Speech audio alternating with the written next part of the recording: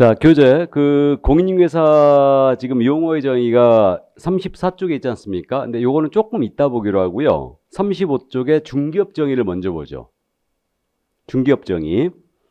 자, 중개업 정의 읽어드립니다. 중개업이란 다른 사람의 의뢰에 의하여, 여기서 끊으시고요.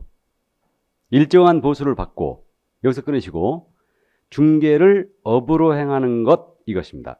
중개 행위를 업으로 행하는 것 그랬죠? 여기서 중개 행위란 말 있죠? 그러니까 용어의 정의는 정확하게 법조문대로 가야 되니까 중개 행위란 말, 행위란 말만 지우세요.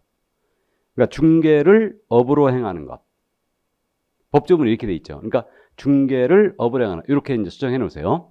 자, 좋습니다. 어쨌든 중개 행위를 업으로 행하는 것이나 중개를 업으로 행하는 것은 뭐 같은 말인데 법조문대로 가보자고요.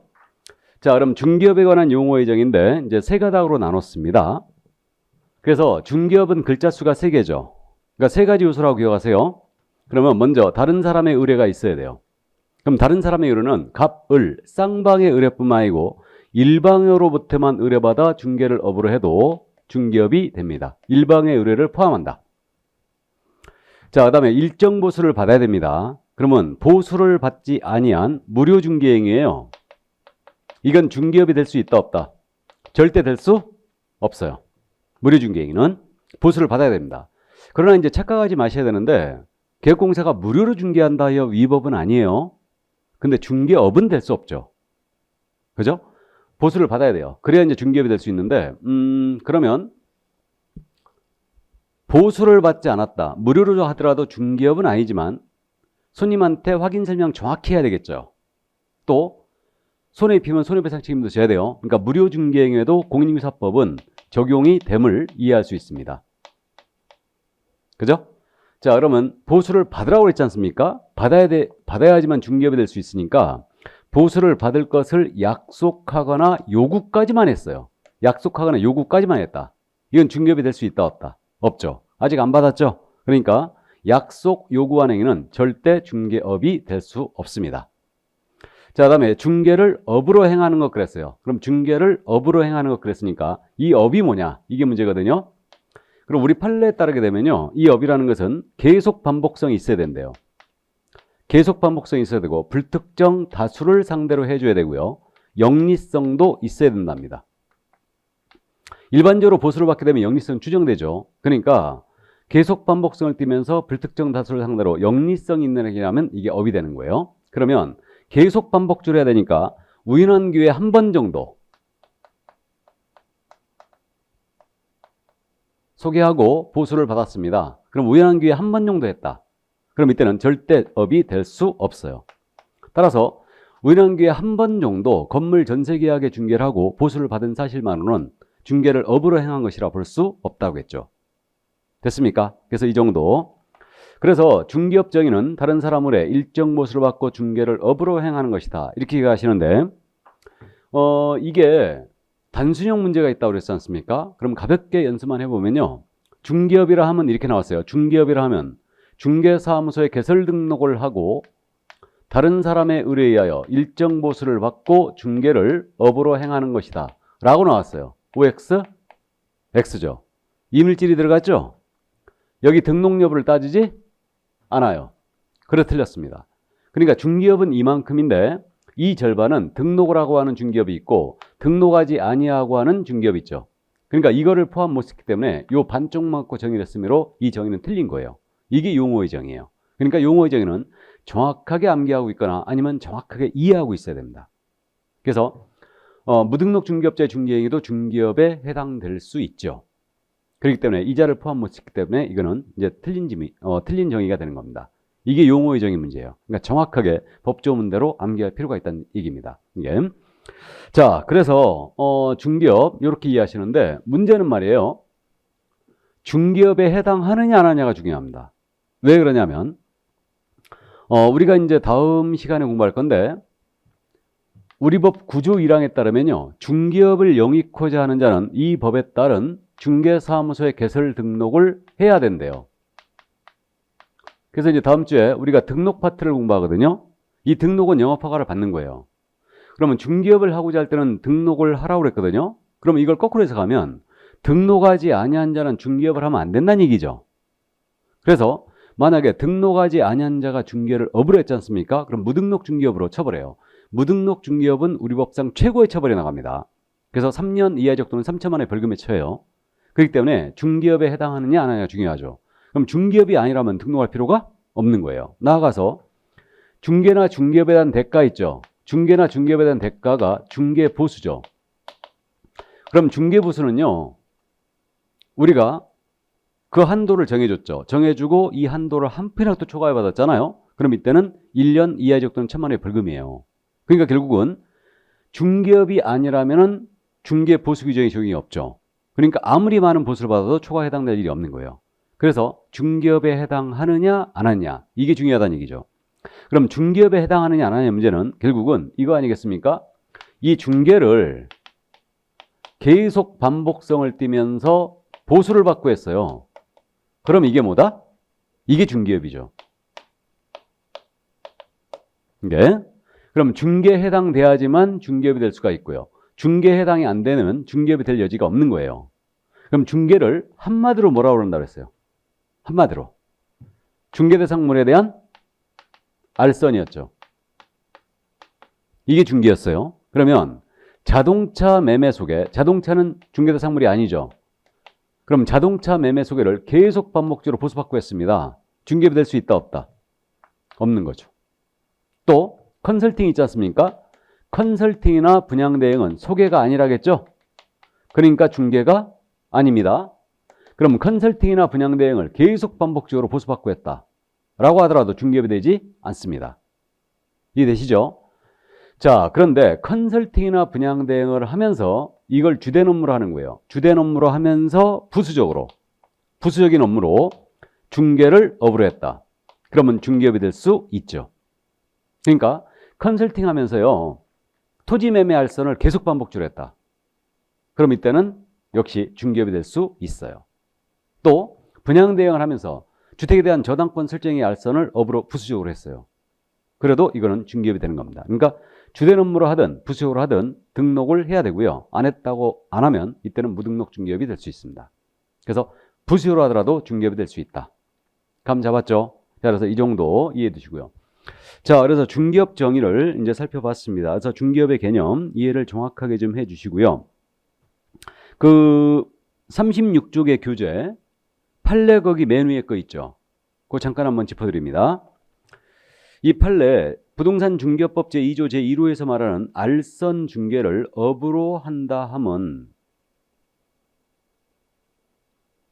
반복 계속과 영업으로 알선 중개를 하는 것을 의미한다고 해석해야 할 것이므로 알선 중개를 업으로 했는지 여부는, 자, 밑줄이에요. 알선 중개를 업으로 했는지 여부, 밑줄 긋고 알선 중개행의 반복 계속성, 영업성 등의 유무와 그 행위의 목적이나 규모, 횟수, 기간, 태양 등, 태양은 모습을 얘기하는 거죠. 태양 등 여러 사정을 종합적으로 고려하여 사회 통념에 따라 판단해야 할 것인즉, 사회 통념에 따라 판단, 밑줄 그으세요.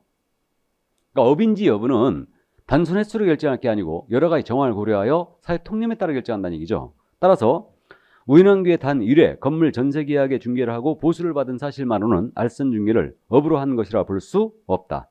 진하게 써 있죠? 그래서 그 정도 일단 이해를 해 두시기 바랍니다. 자, 그래서 이제 중개업 정의를 모두 살펴봤습니다. 그러면 이제 그 밑에 개업공인중개사 용어의 정의가 나오죠. 자, 그럼 개업공사 용어의 정의를 보겠습니다.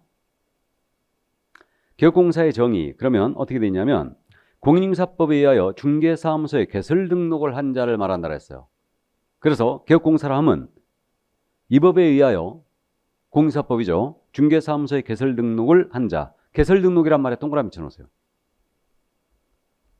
자, 그러면 이제 개업공인중개사 용어의 정의를 보는데 개업공인중개사는요, 개설 등록만 기억합니다.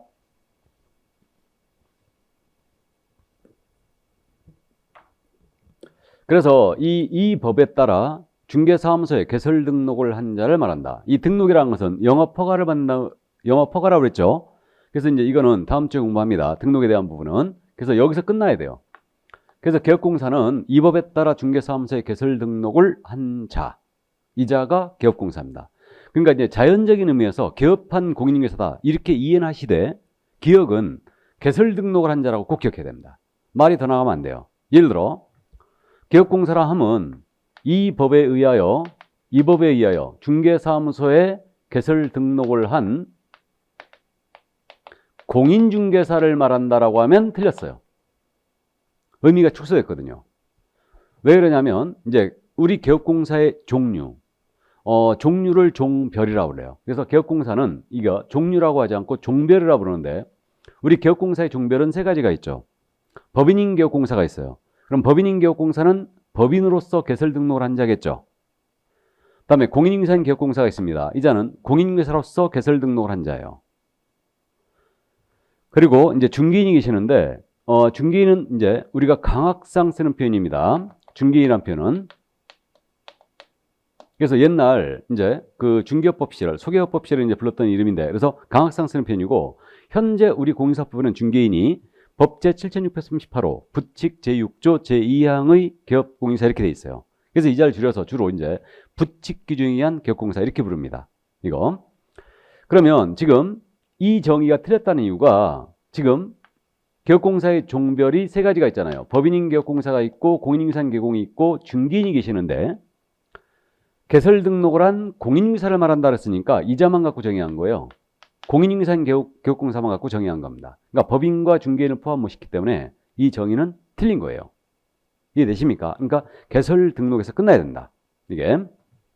그럼 중개인에 대하여 좀 더 부연 설명을 합니다.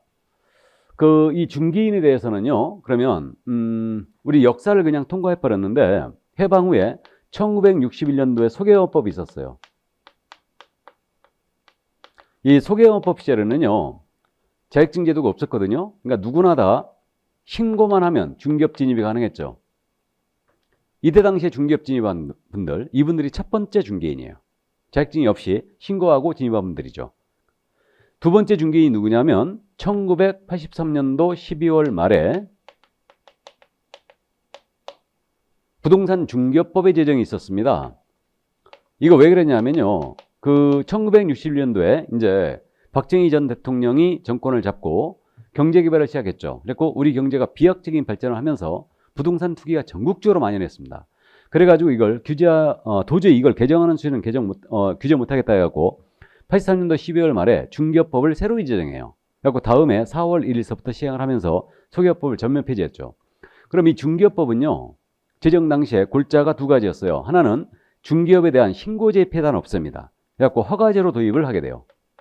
허가를 받은 자에 한하여 중개업을 허용하는 거죠. 그리고 전문 자격증 제도인 공인중개사 제도를 도입했어요. 그래갖고 83년도 말에 허가제와 공인중개사 제도를 골자로 이 법이 제정이 됩니다. 그래가지고 1회 시험 있죠. 자격시험 1회가 언제 있었냐면 1985년도 9월 22일 날 있었어요. 이때 그래갖고 1회 시험을 치르고 나서요, 합격자가 무려 6만 명이 나왔습니다. 이 기록을 아직도 못 깨고 있는 거예요. 역대 최고의 합격률을 보였고 약 39% 정도가 합격했고 그다음에 인원도 6만 명이라는 인원이 배출된 거예요. 그러면요, 이 6만 명이라는 공인중개사 탄생했지 않습니까? 그럼 이분들에 대한 특혜를 줘야 되겠죠. 그죠? 그래가지고 이분들에 대한 특혜를 주기 위해서 우리 법을 개정을 하는데 그게 1차 개정이었어요. 그래서 이 중개업법을 1차 개정을 하게 됩니다. 그래가지고 요 1차 개정이 언제 있었냐면 법 제정 후 정확하게 6년 만이었어요. 그러니까 1989년도 12월 말에 1차 개정을 하면서 어떤 규정이 들어왔냐면 공인중개사에 한하여 중개업에 허가를 해주겠다. 요 규정이 들어온 거예요. 그럼 생각해보면 법 제정 후 1차 개정이 있을 때까지, 중개업법 1차 개정이 있을 때까지는 자격증이 없다 하더라도 허가를 받고 진입한 분들이 있었겠죠. 이분들이 바로 두 번째 중개인이에요. 이거. 그래서 중개인 수식성분은 이렇게 두 가지가 있고요. 그래서 90년 이후에는 중개인이 더 이상 탄생이 안 됩니다. 이게. 그래서 이분들의 기득권을 지금도 유지를 시켜주고 있는 거예요. 그래서 이때 당시 이분들을 중개인이라고 불렀었죠. 중개인이라고. 그래서 지금 현재도 저는 이제 강학상 중개인이라는 표현을 쓰고 있고요. 우리 현재 공사법에는 부칙규정에 의한 개공, 이렇게 지금 표현이 되어 있다는 거예요. 정확하게는 풀네임이 이겁니다. 이게. 그래서 이제 이분들, 그럼 이해하셨죠? 이게 되고요. 이들은 그러면 이제 중개사무소를 여신 분들이라 이해하시면 되는데, 지금 전국적으로 중개인이 약 3,000분 정도가 남아 있어요. 3,000명 정도가. 그 그 다음에 법인인개업공사는 전국적으로 2,000개도 안 됩니다. 법인은. 그래서 법인으로 왜 안 가는지는 이제 우리가 세 번째 정도 이해를 할 거예요.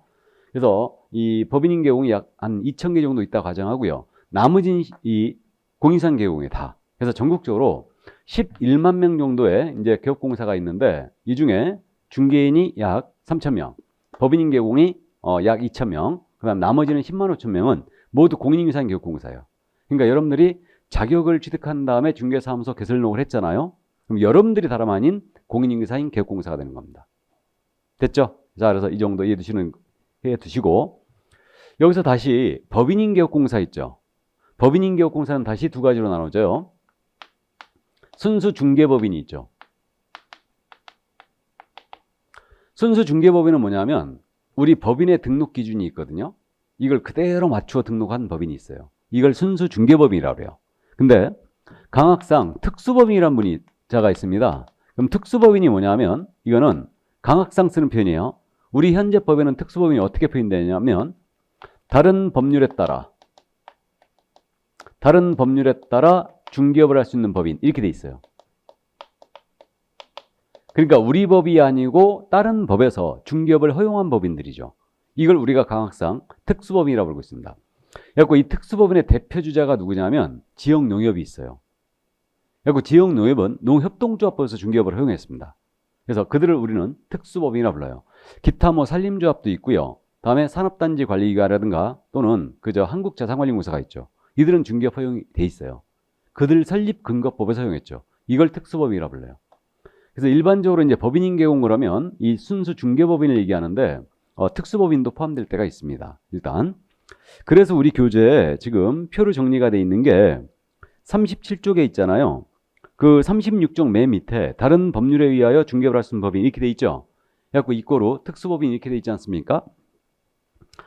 그래서 이게 이제 대표적으로 그 한국자산관리공사라든가 지역농협 이런 데들이 있다는 겁니다. 그래서 이제 그렇게 이해만 해 두시고 이제 정확한 더 자세한 내용들은 이제 다음 주가 되면 이 부분을 다시 한번 언급을 하겠습니다. 이 정도. 자, 그럼 개업공사 용어의 정의를 봤어요. 그럼 다시 이제 앞으로 갈까요? 앞으로 가서 34쪽으로 돌아가요. 공인중개사 정의를 보겠습니다. 34쪽.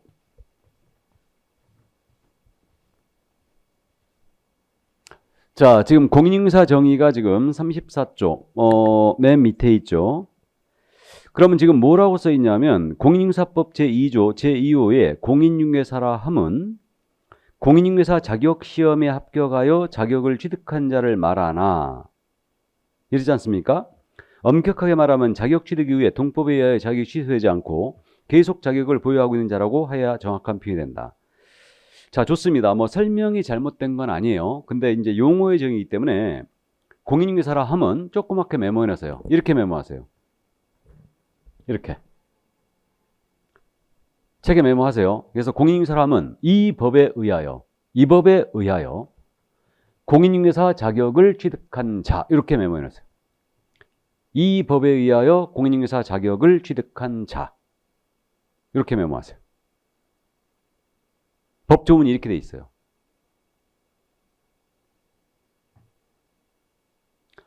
메모됐습니까? 그러면 이 법은 무슨 법이에요? 공인중개사법이죠. 그리고 자격 취득이라는 말에 동그라미 쳐놓으세요. 그러니까 공인중개사 정의는 이 법에 따라 자격을 취득한 자를 말합니다. 여기서 끝나야 돼요. 더 이상 말이 나가면 안 돼요. 예를 들어 공인중개사라 함은 이 법에 의한 공인중개사 자격을 취득하고 중개업을 영위하는 자를 말한다 라고 하면 틀렸어요. 공인중개사 중에는 중개업에 종사하고 있지 아니한 자가 많거든요. 그러니까 이분들을 포함 못했기 때문에 이 정의는 틀린 거예요. 그래서 이 공인중개사 정의 이렇게 이 법에 따라 자격을 취득한 자, 공인중개사 자격을 취득한 자로 기억을 해주시고요. 그러면 이 법에 따른 자격 취득자가 공인중개사니까 외국에서 공인중개사 자격을 취득한 자예요. 공인중개사 아니죠? 이렇게 되고요. 그럼 공인중개사 종류는 어떻게 되느냐? 세 가지가 있죠. 공인중개사 종류도 세 가지가. 공인중개사는 종류라고 불러요. 일반 공인중개사가 있습니다. 물론 이건 이제 법정 용어는 아닌데 일반 공인중개사는 누구냐면 이 자는 자격을 취득하고 중개업에 종사하고 있지 아니한 공인중개사예요. 즉 서랍 속, 장롱 속의 공인인증사죠. 그렇게 이해하시면 돼요. 이거 혹자는 거실벽의 공인인증사가 이자입니다. 그래서 일반 공인인증사, 서랍 속, 장롱 속의 공인인증사죠. 그 다음에 개업 공인인증사인 공인인증사가 있는데 이분은 개설 등록을 한 공인인증사를 얘기해요. 그러면 우리가 방금 전에 개업 공인인증사 용어의 정의를 하면서 개업공사의 종별에 공인중개사인 개업 공인인증사가 있었죠. 개업공사를 개공이라 표현하겠습니다. 개공, 개업공사. 공인인증사인 개공이 있었어요. 그러면 공인인증사인 개공과 개업공사인 공인인증사는 같은 말이에요? 틀린 말이에요? 같은 말이죠. 듣이나 매치나. 여러분들이 자격을 취득한 다음에 개설 등록을 하면 여러분들이 다름 아닌 공인중개사인 개업공사라고 했는데 이걸 공인중개사 입장에서 보면 개업 공인중개사인 공인중개사죠. 같은 말이에요. 그래서 이해하시고. 그 다음에 이제 소속공인중개사가 있어요. 이 소속공사는 누구냐면 소속이란 말이 개업공사에 고용됐다는 뜻이에요. 고용된 공인중개사가 있죠. 그래서 이자가 있는데 그래서 말이에요. 이 정의가 틀린 게 여기 일반 공인중개사를 포함 못 시켰잖아요. 그렇기 때문에 이 정의는 틀린 거예요. 이게 그래서 일단 그렇게 이해해 두시고 그럼 소속공사 용어의 정의는 별도로 있으니까 뒤로 갑니다. 자, 그럼 뒤로 가서 소속공사 교재 38쪽으로 가요. 자, 38쪽에 소속공사 정의가 있습니다. 이것도 법문을 약간 지금 풀었었는데 보겠습니다. 개업 공인중개사에 소속된, 여기서 끊어보세요. 공인중개사로서, 여기서 끊으시고, 중개 업무를 수행하거나, 여기서 끊으시고, 개업공사의 중개 업무를 보조하는 자를 말합니다.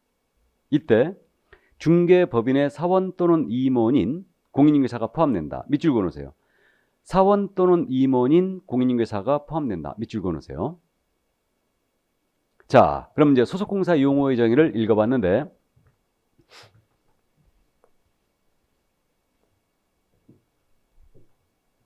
소속공사 용어의 정의는 정확하게 우리 법 제2조 제5호에 이렇게 돼 있어요. 개업 공인중개사에 소속된 공인중개사 가로 열고 개업공사인 법인의 사원 또는 임원으로서 공인중개사인자를 포함한다. 로서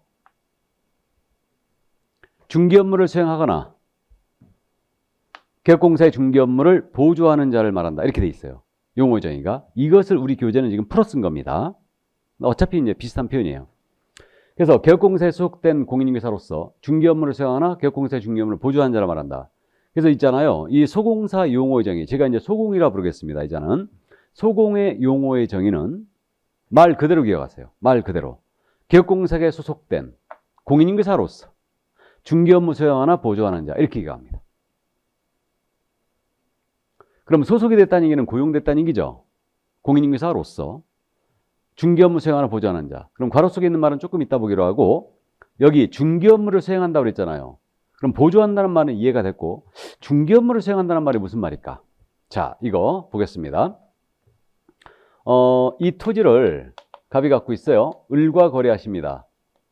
이 거래를 A가 소개해요. 그럼 이자의 업무활동 따져볼까요? 갑이 토지 팔아달라고 중개 의뢰했지 않습니까? 그럼 A는 이 토지에 대하여 등기상 증명서 떼보고 다 확인을 해줘야 됩니다. 맞죠? 이렇게 되고 그 다음에 이제 을이 이걸 구해달라고 해요. 그러니까 을한테 이 토지에 대한 정보를 브리핑합니다. 그럼 중개대상물 정보에 대하여 브리핑하는 업무, 이걸 뭐라고 하냐면요, 확인 설명이라 불러요. 확인 설명했거든요. 그러자 을이 현장을 보재요. 그래갖고 을을 모시고 현장 안내를 했습니다. 그래갖고 마음에 들어 했죠. 계약을 하재요. 그러면 우리 개업공사 이자 A는 계약서를 작성해 줘야 되죠. 그럼 계약서 작성 업무가 있을 거예요. 그 다음에 계약서를 쓸 때는 자신이 설명했던 내용 있죠. 이걸 문서로 작성하기 교부해야 돼요. 이걸 확인 설명서라 합니다. 그럼 확인 설명서를 작성, 교부해 줘야 되죠. 그리고 이제 중도금, 잔금 치르고 등기 서류 교부함으로써 중개가 끝났습니다. 그럼 생각을 해보면 이자의 업무 활동 여러 가지 그 행위 중에 이 세 가지 업무, 확인 설명 작성, 거래계약 작성 있죠. 이 세 가지 업무가 핵심적인 중개 활동임을 알 수 있어요. 이게. 그래서 이 핵심적인 중개활동 이 세 가지, 이것을 우리 법 취지는 이 세 가지는 핵심적인 중개활동이니까 개설 등록을 한 개공의 의무로 직접 부여했죠. 이거 개공이 직접 수행해라, 그렇게 의무를 부여했어요. 근데 이 업무를 우리 소속공사도 할 수 있다는 얘기죠. 이게 중개 업무예요. 그래서 이 세 가지를 우리는 중개 업무다라고 해석하고 있는 겁니다. 그러면 소공과 개공을 따졌을 때 소공은 직원이고 개공은 대표죠. 자격증이 있다는 건 똑같죠. 그렇기 때문에 이 업무를 소공한테도 이제 허용을 해준 겁니다. 이게. 근데 이제 용어의 정의 관점에서 보면요, 보세요. 소속공사라면 소속된 공인인사를 말한다라고 해도 딱 끝나요. 그냥 용어의 정의가 똑 떨어지거든요. 근데 왜 중개 업무를 수행하라 보조하는 자라고 이게 더 들어갔을까? 이건 연역에 기인합니다. 중개업법 시절에는요, 우리 소공이 아무것도 못했어요. 근데 용어의 정의에서 이걸 풀어준 겁니다. 그래서 이제 중개 업무를 수행하거나 보조하는 자, 이 말에 들어간 거예요. 그래서 정확하게 이제 용어의 정의니까 여기까지 기억을 해두시고, 그러면 요 괄호 속에 있는 말 있죠? 이게 무슨 말이냐? 개업 공인중개사인 법인의 사원 또는 임원으로서 공인중개사인자를 포함한다고 했어요. 그럼 우리 일선하신 분 아시는데, 그 법인인 개업공사가 있죠. 여기에 임원이라는 분이 계세요. 그럼 임원은 이사 또는 감사임을 우리가 그냥 알 수 있죠. 상식적으로. 이사 감사를 얘기합니다. 그 다음에 사원이라는 표현이 등장했죠. 이 법에서 사원이라는 표현은 절대 이 회사의 종업원을 얘기하는 게 아니에요. 직원을 얘기하는 게 아니고 이 회사의 출자자, 투자자를 얘기합니다. 투자자를 사원이라고 표현해요. 근데 투자자인 사원인데 정확하게 얘기하면 합자회사나 한명회사가 있거든요. 합자회사나 한명회사의 무한책임사원을 얘기해요. 그럼 투자자인 자가 무한책임을 진다? 이게 무슨 뜻이냐? 회사 채무에 대해 끝까지 개인재산 가지고도 책임을 지는 거예요. 이들을 무한책임사원이라고 해요. 그래서 이들은 회사 업무 집행 권한이 있기 때문에 이사와 동격인 자예요. 그래서 합자나 한명회사에 무한책임사원이 있는데 이들을 얘기하는 겁니다. 사원이라는 표현은 직원을 얘기하는 게 아니에요. 그러면 우리는 법인의 임원사원 중에는 공인중개사인자가 3분의 1 이상은 있어야 돼요. 그들은 소공이란 얘기죠. 됐습니까? 그럼 소공의 종류는 다시 두 가지가 있네요. 가로 속에 있는 말을 봤을 때 직원인 소공이 있고 또 하나는 임원 또는 사원인 소공이 있어요. 그래서 임원 사원에 대한 자세한 내용은 우리가 다음 주에 하게 될 겁니다. 등록 파트에서. 그래서 이 정도 이제 이해를 해 두시고요. 이게. 그래서 직원인 소공이 있고 임원 사원인 소공이 있는데 일반적으로 소공 그러면요 직원인자를 얘기합니다. 자, 그래서 그 정도만 이해해 두시고, 자, 그러면 이제 중개보조원 용어를 볼까요? 중개사무소에 자격증이 있는 분이 있는가 반면에 없는 분도 근무하고 있죠. 그분이 바로 중개보조원이죠. 그러니까 중개보조원은 그 밑에 있습니다. 자, 38쪽에 중개보조원의 정의, 중개보조원. 공인중개사가 아닌 자로서 여기서 끊으시고, 그러나 개업공사에 소속되어 여기서 끊으시고, 중개대상물에 대한 현장 안내 및 일반 사무 등 개업공사의 중개 업무 관련된 단순한 업무를 보조한 자를 말한다. 단순한 업무를 보조의 밑줄이에요. 그러면요, 중개보조원 용어의 정의는 반드시 꼭 명심할게. 공인중개사가 아닌 자로서 출발한다는 걸 꼭 기억해야 됩니다. 그래서 공인중개사가 아닌 자로서, 그러나 개업 공인중개사에게 소속되어 중개대상물에 대한 현장 안내 및 일반 사무 등 개업공사의 중개 업무에 대한 단순한 업무를 보조한 자를 말한다. 단순한 보조가 나와야 돼요. 그러면 용어의 정의를 봤을 때 우리 중개보조원에 해당하는 분은 중개 업무를 수행할 수 없네요. 즉 확인설명서 계약사성 이거 못한다는 얘기죠. 그죠? 단순 업무만 보조할 수 있으니까. 그죠? 자, 근데 실무적으로 중개보조원이라는 용어를 쓴다 안 쓴다? 안 쓰죠. 중개사무소 한 번쯤 다녀오셨는데 중개보조원이라고 찍힌 명함 받아보신 적 없죠? 모두 뭐라고 돼 있어요? 주로 실장, 부장, 하다못해 이제 이사 뭐 이렇게 표현합니다. 우리 그 보조원 실장님한테요, 보조원님 그러면 엄청 승질냅니다. 실장님이라 부르셔야 돼요. 보조원이란 말이 어감이 안 좋잖아요. 뭔가 비하적인 냄새가 좀 나죠. 자, 그래서 어쨌든 이제 중개보조원 그러니까 이제 소공인 실장님도 계시는데 대다수 중개보조원에 해당하는 실장님이죠. 그러면 중개보조원에 해당하는 실장님은 중개 업무를 수행할 수 없죠? 근데 실무 보면 우리 중개보조원에 해당하는 실장님 확인 설명하죠. 설명서도 쓰죠. 계약서도 쓰고 있죠. 그럼 업무의 한계에 관한 문제인데 손님이 오면 대강의 브리핑을 우리 실장님이 하죠. 그리고 현장 안내 다 합니다. 그 다음에 컴퓨터로 일을 하기 때문에 계약서라든가 확인 설명서를 실장님이 또 작성도 하기도 하죠. 그리고 이제 최종적으로요. 그러면 최종적으로 우리 개업공사가 계약 단계에 가잖아요. 가면은 개공이 직접 손님한테 다시 이제 브리핑해요. 그리고 계약 내용도 브리핑하고 확인 설명서 설명 다 해줍니다. 다시. 그럼 이건 실장님의 보조 업무로 봐야 돼요. 그러니까 결국은 보조원 실장님이 끝까지 계약서에 도장도 찍고 막 그랬다. 그러면 이건 대여로 처벌합니다. 그러니까 우리는 이제 시험에 대비하니까 실무는 그러할지언정 우리 중개보조원은 확인 설명할 수 있다 없다? 없다. 확인 설명 쓸 수 있다 없다? 없어요. 이해되십니까? 자, 그래서 이제 그렇게 정리를 해주시면 됩니다. 자, 그러면 이 두 분 소공사와 중개보조원은 우리 개업공사가 고용한 자들이죠. 그래서 이 둘을 통칭하여 뭐라고 부르냐면 이 둘을 고용이라고 불러요. 고용인. 그래서 이제 고용인에 대한 자세한 내용은 우리가 세 번째 주 정도에 공부할 겁니다. 이 정도. 그래서 이 둘을 고용이라 한다. 자, 그래서 용어의 정의 6가지를 다 살펴봤어요.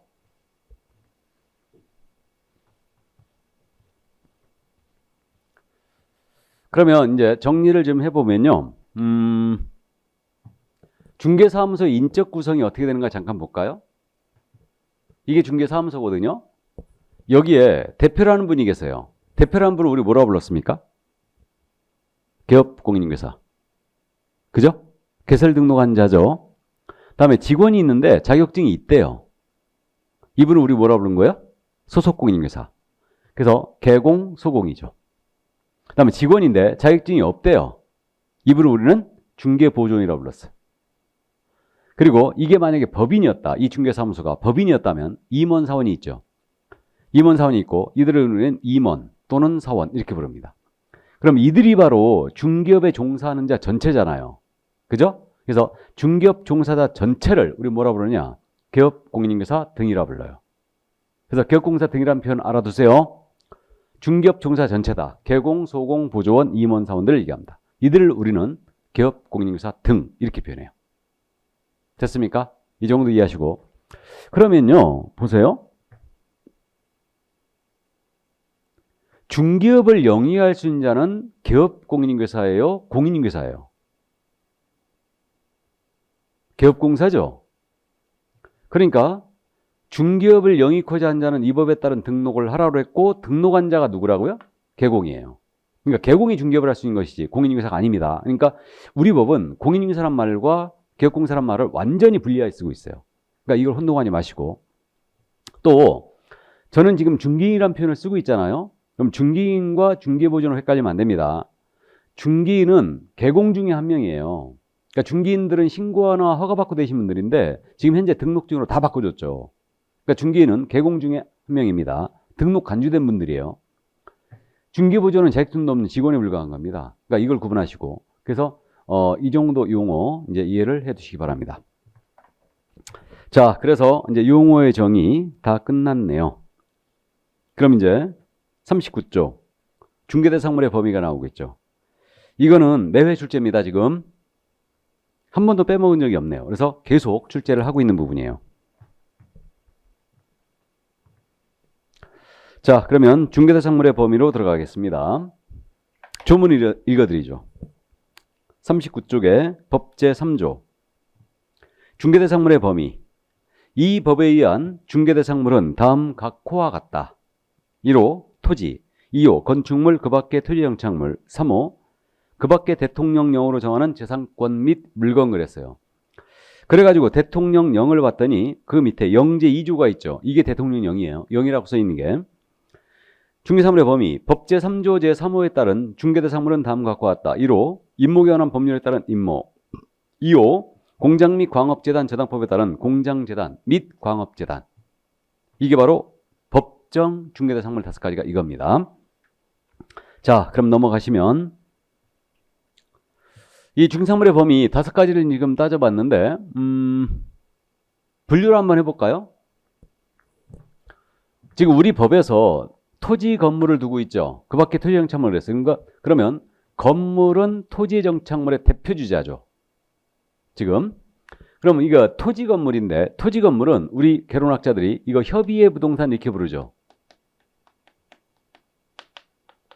좁은 의미의 부동산. 이 협의의 부동산이라는 말은 민법상의 부동산의 개념과 일치합니다. 왜 그러냐면 우리 민법에 부동산은 토지 및 그 정착물이다 이렇게 돼 있거든요. 그렇기 때문에 이거 민법상의 부동산의 개념과 일치해요. 이거는 협의의 부동산, 토지 건물은.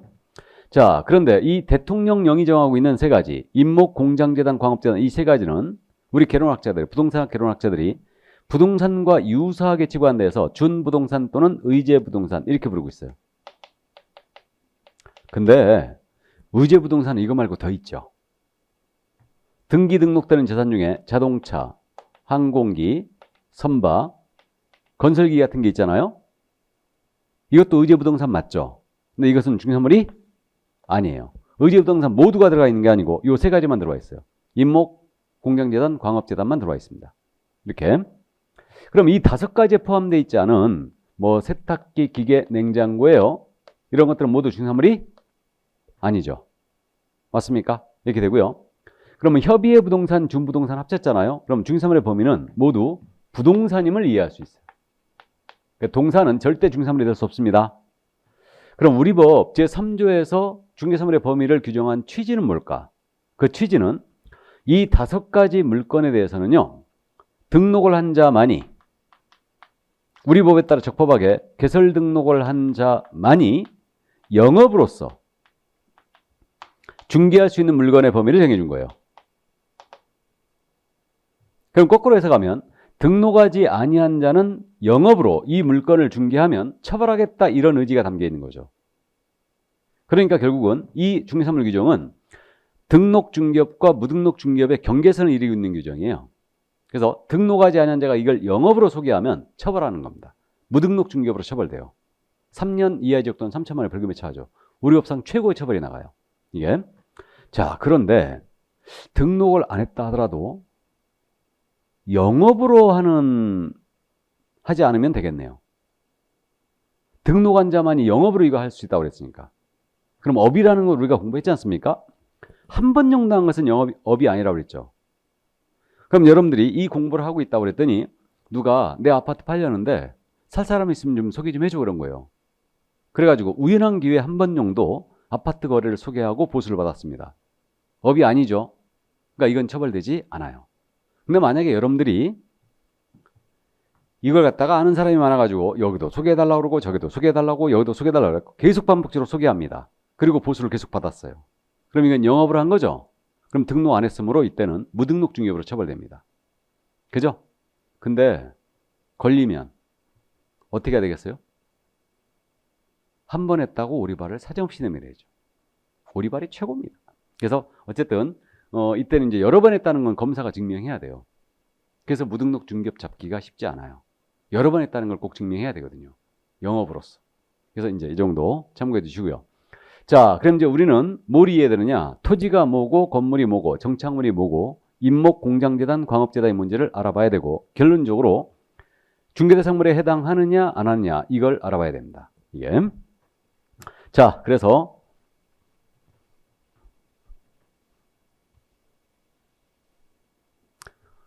그러면 이제 먼저 토지입니다. 그래서 40쪽에 지금 토지로 들어가는 거예요. 그래서 설명이 굉장히 상세하게 돼 있죠.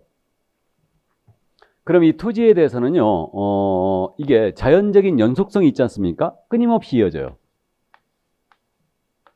그렇기 때문에 인위적으로 선을 그었어요. 이렇게. 그래갖고 분할을 해놨죠. 이제 그래서 이 토지는요, 민법, 공시법 우리가 겹치고 있는 부분인데, 그러면 여기서 이 선 있죠. 공시법 시간에 공부하죠. 이 선을 공시법 시간에 뭐라고 공부했어요? 경계. 경계로 공부했어요. 그다음에 이 경계로 둘러싸인 부분, 이것을 뭐라고 하냐면 필 또는 필지라고 그래요. 필지. 필 또는 필지 이렇게 부르고, 이 필이 토지의 등록단이에요.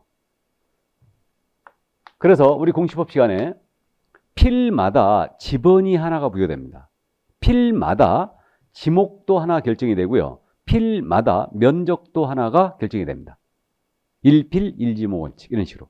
그러면 주민사무인 토지라는 것은 필 단위로 거래됨을 일단 이해할 수 있어요. 민법에 따르면 필마다 소유권이 있어요. 소유권, 소유권, 소유권, 소유권. 그리고 정당한 이익이 있는 범위에서 상하에 미친다. 이게 우리 민법 규정이죠. 이게. 그러면 주민사무인 토지는 분명히 필이 됨을 이해할 수 있는데 요거 한 필지의 일부거든요. 한 필지의 일부는 분필이라는 걸 하지 않고는 팔아치울 수가 없어요. 왜 그러냐면 소유권이 한 필지 전체에 미치고 있거든요. 그러니까 이 한 필지 일부를 팔기 위해서는 분필을 해야 됩니다. 그래서 한 필지 일부는 분필하지 않고는 소유권의 목적이 되지 못해요. 물론 저당권의 목적도 되지 못합니다. 자, 그런데 한 필지 일부에 대하여 분필을 하지 않았더라도 이거를 세를 넣을 수는 있어요, 없어요? 있겠죠? 그러니까 한 필지 일부 중개사물이 될 수 있습니다. 이게 결론이에요. 한 필지 일부도 경우에 따라서는 중개사물이 될 수 있다. 이 결론입니다. 자, 그러면 이제 토지 살펴봤고요. 그러면 이제 건물을 보겠습니다. 건물은 동 단위로 결정되면 원칙이에요. 그러니까 동 단위로 거래되면 원칙인데 건물은 토지와 달리 한 동의 일부이면서도 소유권을 인정해요. 한 동의 일부이면서도. 이런 건물의 예가 뭐가 있어요? 우리 아파트와 같은 집합 건물이 있죠. 그죠? 그러면 세대별로 아파트는 전부 다 소유권이 있는 거예요. 한 동의 일부임에도. 그러니까 그 소유권의 이름을 뭐라고 하냐면 구분 소유권이라고 부르는 거예요. 구분 소유권. 그럼 한 동의 일부도 중개사물이 될 수 있어요. 있습니다. 자, 그런데 이때 방이 4칸 있네요. 이 아파트에. 부부 쓰고 아들 쓰고 딸 쓰고 방 한 칸 되었어요. 방 한 칸 팔아치울 수 있나요, 없나요? 없죠? 그러니까 똑같은 원리가 적용돼요. 한 필지 일부는 분필하지 않고는 팔아치울 수 없듯이 방 한 칸도 팔아치울 수는 없습니다. 그러나 이거 세를 넣을 수는 있죠? 그러니까 당연히 중개사물이 될 수 있습니다. 그러나 방 한 칸은 소유권의 목적은 될 수 없어요. 저당권의 목적도 될 수 없습니다. 같은 원리가 적용되고 있죠, 지금. 되시죠? 그래서 이 정도 이제 이해해 두시고. 그러니까 건물 한 동의 일부도 중개사물이 될 수 있습니다. 이게 결론이에요. 이거 세 누구한테 놔야 됩니까? 이쁜 아가씨한테 놔야 돼요. 자, 그럼 이 정도 이해해 두시고. 그러면 이거 중개사물인 건물이기 위해서는 반드시 등기된 것이어야 되느냐 또는 건축허가를 받은 것이어야 되느냐 이 문제가 있거든요. 근데 우리가 3주 규정을 다 읽어봤는데 건물은 반드시 등기된 것이고 건축허가를 받은 것이어야 된다. 이런 규정이 없죠. 그러니까 미등기 건물일지라도 무허가 건물일지라도 건물인 이상은 중개사물이 됩니다. 근데 실질적으로 미등기 건물이라든가 무허가 건물은 중개할 때 거래사고에 대비해서 철저히 권리 분석해줘야 되겠죠. 됐습니까? 그러니까 미등기 무허가 건물도 중개사물이 될 수 있다. 이렇게. 자, 그러면 이제 이 정도 토지 건물에 대해서 기본적인 내용을 이해해 두시는데 지금 계속 건물 그랬지 않습니까? 그러면 특히 이제 건축주인 건물이 언제서부터 건물이 되느냐 이 문제가 있어요. 이게. 그래서 이 우리 판례에 따르면요. 건물이라는 것은 건물이 되기 위해서는 지붕도 있고 기둥도 있고 벽도 있고 정착물이 해야 된다는 게 우리 판례예요. 정착물은 토지에 딱 달라붙어서 과도한 비용을 들이지 않고는 쉽게 해체할 수 없는 걸 얘기합니다. 이게 정착물이에요. 그러니까 이 조건을 충족해야지만 중개사물인 건물이 된다는 겁니다. 이 얘기를 세차장 구조물 사건에서 했었어요. 세차장 구조물 사건에서. 그래서 지금 이 세차장 구조물 사건을 소개를 하겠습니다. 우리 교재에는 이 판례들이 지금 흩어져서 쭉 돼 있거든요. 그래서 이거는 수업을 쭉 들으시고 나서 이제 정리를 해주시면 돼요. 그래서 뭐 지금 제가 설명을 뺀 부분들은 이제 다음 순환 때 이런 내용들이 이제 전부 다 포함이 될 겁니다. 그러니까 설명을 그냥 들으세요. 그러면 세차장 구조물은요, 이거 셀프 세차장을 생각하시면 돼요. 셀프 세차장. 지나가면서 보신 적 있죠? 또는 직접 가서 셀프 세차를 해보신 적도 있고요. 그러면 이거 단순화시키면 이렇게 생기잖아요. 자, 이렇게 벽이 대충 서 있고요. 그 다음 이제 유리나 이런 거 천막으로 지붕을 덮었죠. 그리고 차가 들어가서 이제 세차를 하는 겁니다. 이것이 세차장 구조물이 건축물 대장이 작성이 돼 있었어요. 건축물 대장이 작성이 돼 있었고, 그래서 이 거래를 우리 개업공사가 소개를 했죠. 세차장 구조물의 거래를 소개했는데 보수를 받았거든요. 보수를 받았는데 그 한도를 초과해 받은 거예요. 건물에 대한 중개보수의 한도를 초과해 받았죠. 그래갖고 이게 초과로다가 기소가 된 사건이었어요. 그래갖고 이 소송이 대법원까지 갔거든요. 대법원까지 갔어요. 근데 이 소송을 담당한 변호사가 엄청 소송을 잘했다고 저는 생각을 하는데, 이게 건축물 대장이 작성이 돼 있으니까 당연히 중개사물인 건물로 볼 여지가 있죠. 근데 이 소송을 담당한 변호사는 그 점을 지적했어요. 이게 진짜 중개사물이 맞느냐, 이걸 지적했습니다. 이게 만약에 중개대상 물이라고 한다면 이건 중개를 한 거죠. 그러니까 이건 보수 초과에 걸리는 거예요. 중개한 거니까 보수 초과에 걸리죠. 근데 이게 중개사물이 아니다라고 해버리면 중개가 아니죠. 그럼 이건 중개 보수 규정이 적용이 없으니까 보수 초과에 걸릴 일이 없는 거예요. 이 점은 내가 우리 대법원은 어떻게 판단했냐. 우리 대법원은 이거는 중개사물이 아니다. 그래서 무죄 판결 나갔어요. 왜 그랬느냐. 자, 건물이라는 것은 지붕도 있고 기둥도 있고 벽도 있어야 된다. 근데 이 세차장 구조물을 보건대 이것은 주벽이라고 할 만한 게 없다. 나아가서 주벽이라고 할 만한 게 없고, 이건 볼트만 몇 개 풀러버리면 쉽게 해체되더라 이거예요. 그러니까 이거는 정착물로도 볼 수 없다고 했어요. 그렇기 때문에 이거는 중개사물인 건물로 볼 수 없다라고 했습니다. 그래서 무죄 판결 나간 거예요. 그럼 여기서 결국은 이제 여러분들은 기억해야 됩니다. 세차장 구조물 이렇게 나왔잖아요. 중개사물에 해당한다, 안 한다? 안 한다. 이걸 기억해 주셔야 되죠. 그럼 여기 이 사건에서요, 우리가 지금 생각을 좀 해볼 수 있는 게, 이게 건축물 대장이 작성이 돼 있는 거였으니까 건축법상으로는 분명히 건물이죠, 지금.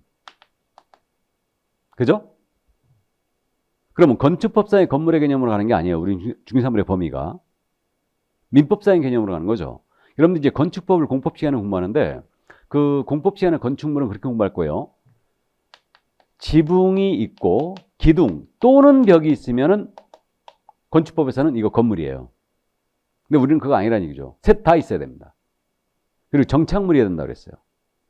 이해되십니까? 그러니까 우리는 건축법상 건물의 개념으로 가는 게 아닙니다. 요걸 이제 알아볼 수 있고요.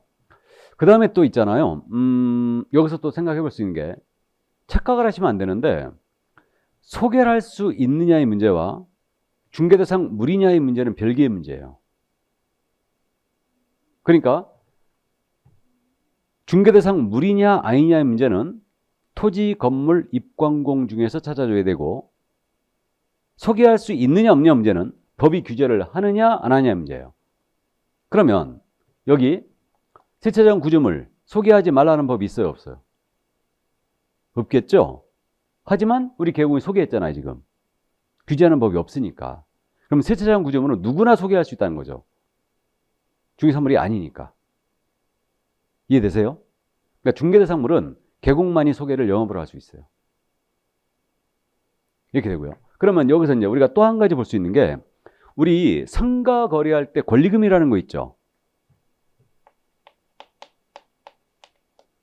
그러면 이 권리금이라는 것은 여러분들이 그 이제 판례가 여기도 이제 실려 있는데, 이 권리금이라는 것은 집기 비품에 대한 보상, 영업권에 대한 보상, 영업상 노하우, 이런 무형의 재산적 가치, 노하우, 이런 거에 대한 보상에 성격을 띠고 있고요. 위치에 따른 이점, 이런 것들이죠. 그러니까 이거에 따른 보상에 성격을 띠고 있는 게 바로 권리금이에요. 그러면 권리금은 이건 중개상 물인 것 같아요, 아닌 것 같아요? 아닌 것 같죠? 그러니까 집기 비품 이런 것들은 모두 중개사물이 아니잖아요, 지금. 부동산이 아니니까. 그죠? 그러니까 물이 아니죠. 근데 실무적으로는 소개하고 있죠. 그러면 권리금 거래 소개하지 말라는 법이 있어요? 없잖아요. 그러니까 이건 누구나 할 수 있는 거죠. 누구나. 근데 상가는 개공만이 할 수 있죠. 영업으로. 근데 권리금 거래 소개는 똑 떼놓고 보면 이건 중개사물이 아니죠. 중개가 아닙니다. 그럼 권리금 거래 소개하고 보수를 무지하게 받았다 하더라도 이건 초과에 걸 일이 없는 거예요. 이해되시죠? 이제 그 점이 이해되시고. 자, 그래서 이제 세차장 구조물 이렇게 여기까지 해주시고 권리금도 이해를 해두시고요. 이게. 그럼 여기서 말이에요. 건물은 이렇게 실체가 있어야 되는데 실체가 없음에도 불구하고 건물로 보는 게 있어요.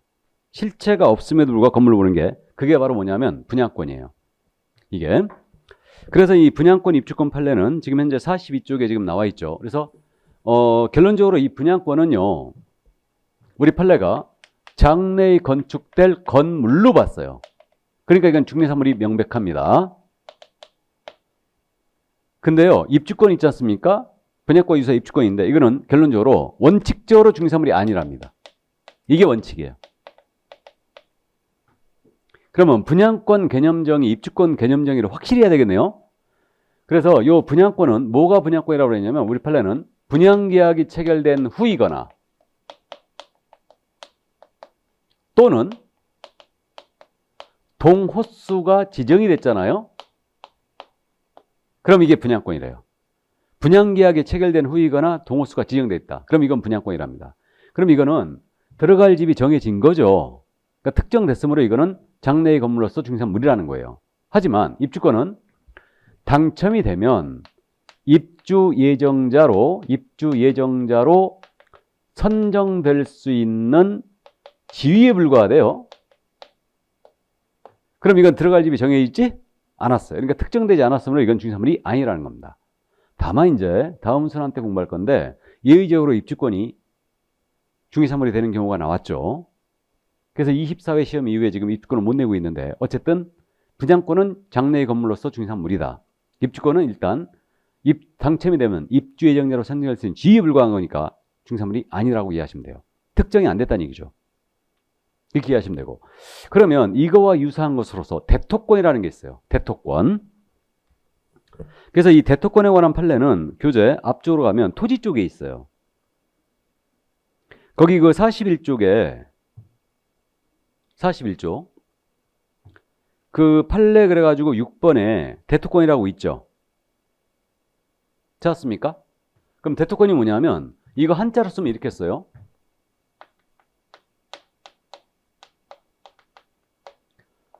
토지로 대신 받을 수 있는 권리, 이게 대토권이에요. 그럼 이게 뭐냐면 이겁니다. 이게 마을이거든요. 이 마을을 싹 밀어버리고 여기다 아파트를 짓는 겁니다.